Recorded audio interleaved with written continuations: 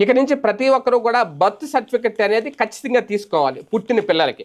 ఎందుకంటే గతంలో birth certificate ప్లేస్‌లో అంటే పుట్టిన తేదీకి సంబంధించి ఏదైనా ధ్రువపత్రం కావాలి అనుకుంటే 10థ్ మార్క్ లిస్ట్‌నో వేరే వేరే ఏదో స్కూల్ సర్టిఫికెట్‌లో వీటిని తీసుకునేవారు.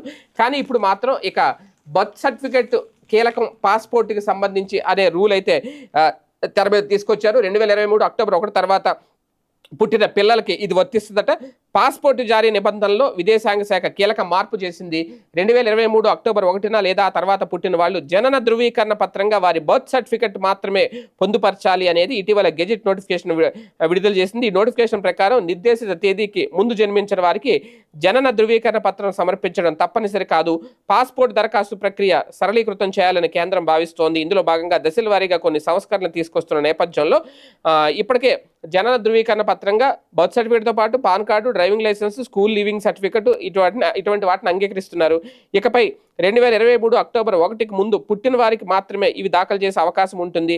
ఆ తేదీతో పాటు తర్వాత జన్మించిన వాళ్ళు మాత్రం ఖచ్చితంగా బర్త్ సర్టిఫికెట్నే దాఖలు చేయాల్సి ఉంటుంది అనేది కేంద్రం స్పష్టం చేసింది. ఈ కీలక మార్పు నేపథ్యంలో నిర్దేశిత తేదీ లేదా ఆ తర్వాత జన్మించిన పిల్లలకు సంబంధించిన జనన ధృవీకరణ పత్రాన్ని సంబంధిత ప్రభుత్వ విభాగాల నుంచి ఖచ్చితంగా తీసుకోవాలి అనేది అధికారులు సూచిస్తున్నారు. ఇప్పటికే బర్త్ సర్టిఫికేట్ పొందిన వాళ్ళు దాన్ని జారీ చేసింది మున్సిపల్ లేదా జనన మరణ రిజిస్ట్రార్ అయినా అనేది కూడా సరిచూసుకోవాలి అనేది స్పష్టం చేస్తున్నారు. అంటే ఇమీడియట్గా ఇక నుంచి పుట్టిన ప్రతి పిల్లలకి బర్త్ సర్టిఫికేట్ అనేది చాలా ఇంపార్టెంట్, భవిష్యత్తులో పాస్పోర్ట్ కావాలి అని అనుకుంటే.